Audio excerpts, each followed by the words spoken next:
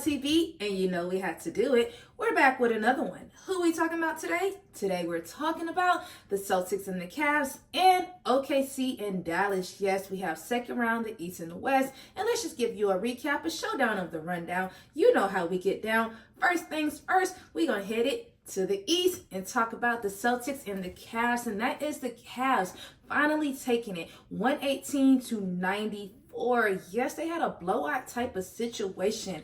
And the way that the game started, it was really like a neck and neck type of game, and then the Cavs just kept making the lead get bigger and bigger and bigger. And I said, not in Boston that they're doing this.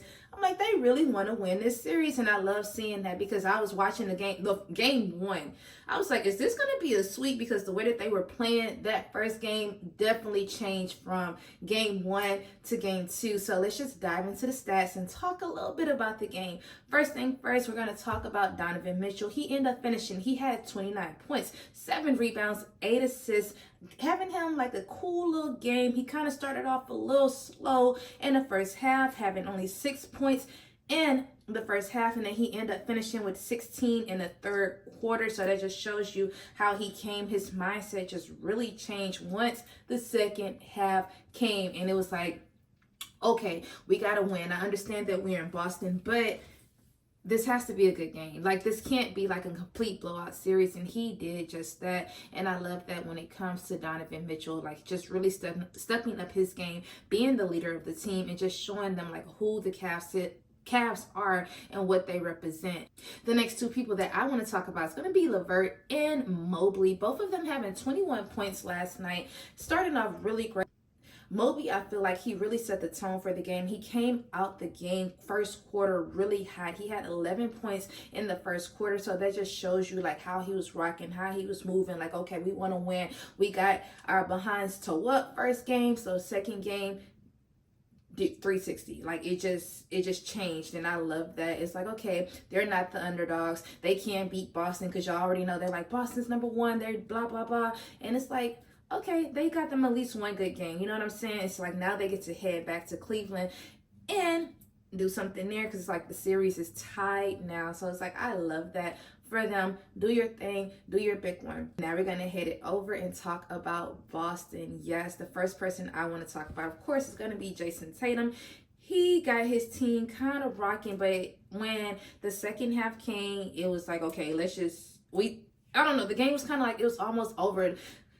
Cleveland just really turned it up a notch, and more of the story. But we had Jason Tatum. He had 25 points, 7 rebounds, 6 assists, having a great game. It just wasn't enough for the win. And I was just kind of like, this not looking too hot.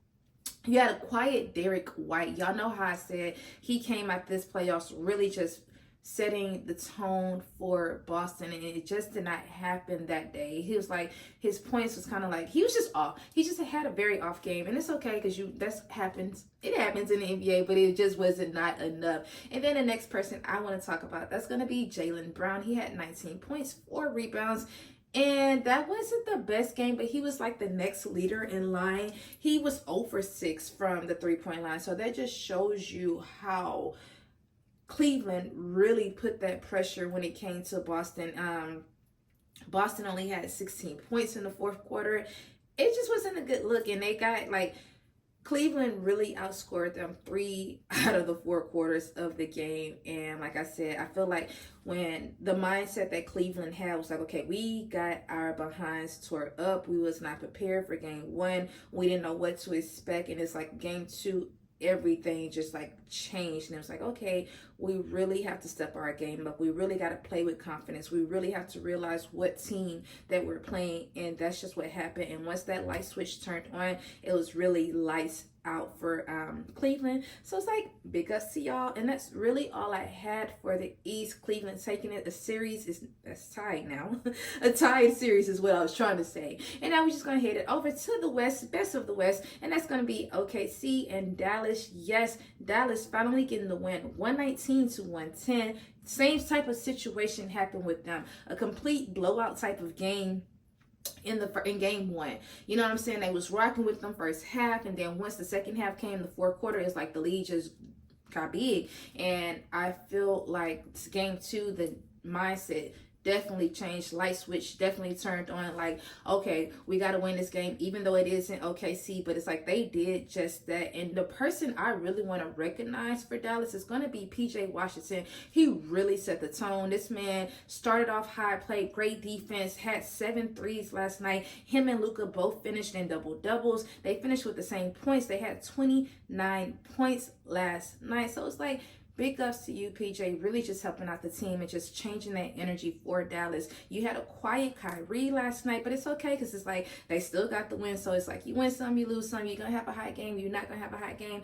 And that's just what happened. He only finished with 9 points last night. But like I said, it's okay. And then the next person in line when it comes to Dallas is going to be Hardaway. He finished with 17 points last night. So it's like, big ups to you for doing your big one, being an asset to the team. Y'all know Dallas is really known, for me, they're known for playing great defense, but it's like OKC really been putting that work in. They've been playing, they really just like been matching each other energy. So I feel like this is going to go to like a game 7 type of series situation. Y'all let me know what y'all think in the comments. Do y'all think it's going to be a game 7, or are they going to end in like game 5, game 6?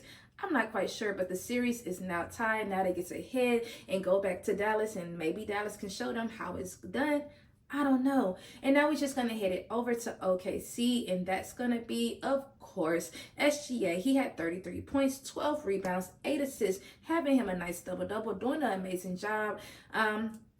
If he had 2 more assists, he would have had a triple-double. But y'all know he's one of the most consistent players on OKC, and that's what I love about him. This is such a young team that's really ready to like get out there and be like, we're ready to win. What do we need to do to be like, let's get this game rolling? Can we make it out of this round?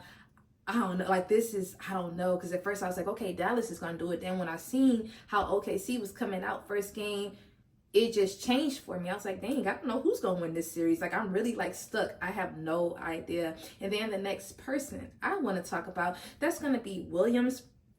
Jalen Williams, he had 20 points last night, 4 rebounds, 4 assists. He's also an asset to the team. Really, all the starters did an amazing job when it came to OKC. It just wasn't enough for them to win. I just really feel like Dallas was really prepared for this game. They were like, okay, last game we lost, and then they outscored them the entire game. The only time OK took the lead was in the 3rd quarter, and they was only up by 1 point, and that was it. After that, it was like game over when it came to Dallas, and that's just what I love about them. Lucas was like, this is one of the hardest games he feel like he's played. I know he's kind of like injured right now, but he still got to play and force another game to happen. And y'all, that's really all I had. Y'all already know what I'm about to say. I need y'all to be productive. I was productive, of course, so go ahead and do the same in return. Also, please don't forget to like, comment, and subscribe, and don't forget to turn on your notification bell so you can be alerted when who posts, when TB posts. Once again, I'm TB. Peace out. Bye.